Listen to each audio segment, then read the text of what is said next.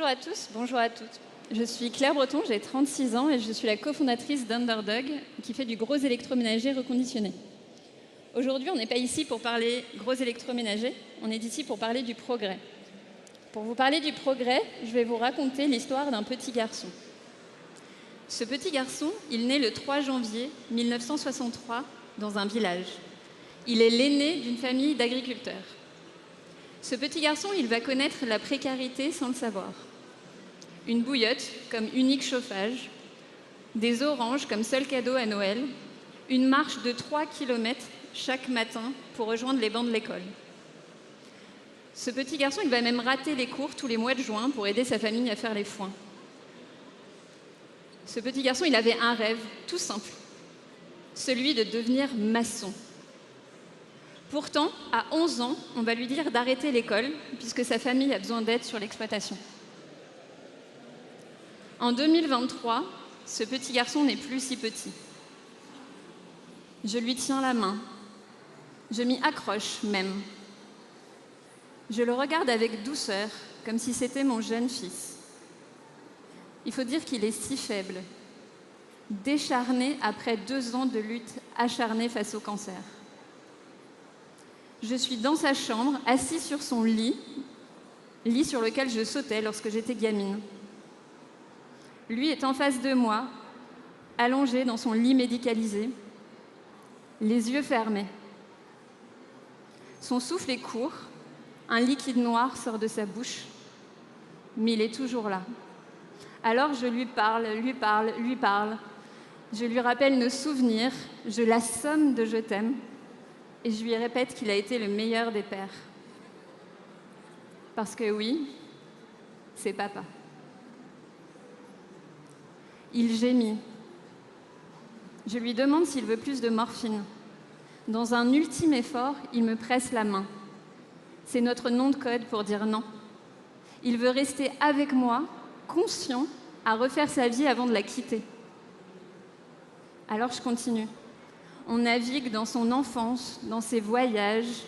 J'arrive même à lui faire des blagues, à me moquer gentiment de ses vilains défauts. Pourtant, je suis tétanisée.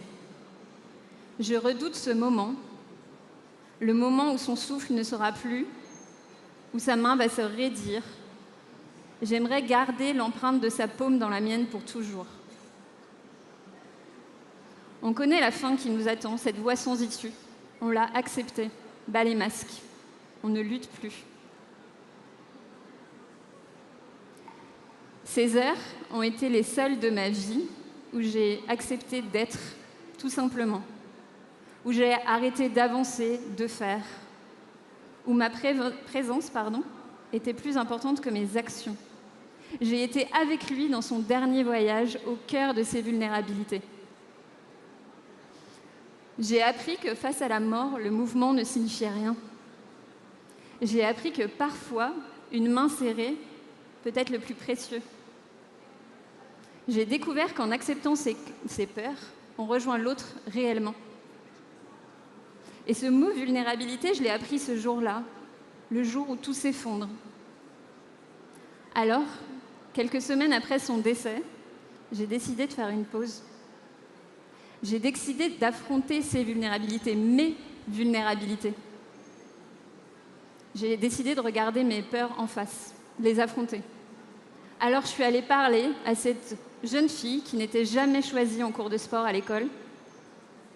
Je suis allée parler à cette jeune ado boulimique qui se faisait vomir en cachette. Je suis allée parler à cette jeune étudiante qui n'avait rien compris au code des écoles de commerce puisqu'elle sortait de sa campagne. Je les avais tellement enfouis pour répondre à l'équation parfaite, première de classe, classe prépa, école de commerce, conseil, entrepreneuriat. Je me suis excusée de les avoir oubliés. En les oubliant, je me suis oubliée moi. Pourquoi je vous raconte tout ça? Parce que je me pose 2 questions. Comment progresser sans se connaître soi? Comment faire progresser le monde vers plus de justice si on s'ignore nous-mêmes? Et si le progrès n'était pas un éternel mouvement, une éternelle quête vers un idéal qu'on connaît si peu? Si finalement le progrès c'était une pause, une autorisation à être, une autorisation à se connaître, qu'est-ce que ça changerait? Beaucoup de choses. On arrêterait de s'enivrer avec du superflu, on reviendrait à l'essentiel, on arrêterait d'aller si vite, on arrêterait de consommer, de produire, d'exploiter si fort. On s'autoriserait à se connecter à notre cœur, à notre corps, à nos émotions. On aimerait la vie pour ce qu'elle est et non pas pour ce qu'elle pourrait être. On regarderait toutes les richesses qui nous entourent et on chérirait notre planète comme si c'était un membre de notre famille.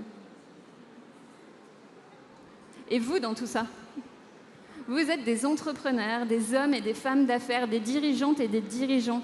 Comme moi, vous adorez la vitesse, la croissance. C'est même une drogue. Mais par pitié, faites une pause. Je ne vous parle pas de vacances, je vous parle de prendre du temps pour vous connaître vous, pour enlever tout ce bruit qui vous entoure, pour progresser. N'attendez pas que la vie place le décès d'un être cher sur votre route pour parler à ce petit garçon ou cette petite fille que vous étiez. Posez-vous une seule question. Une seule. Qui êtes-vous vraiment? Ça va faire mal, vous allez pleurer, mais vous allez découvrir des choses incroyables et vous allez progresser. Merci.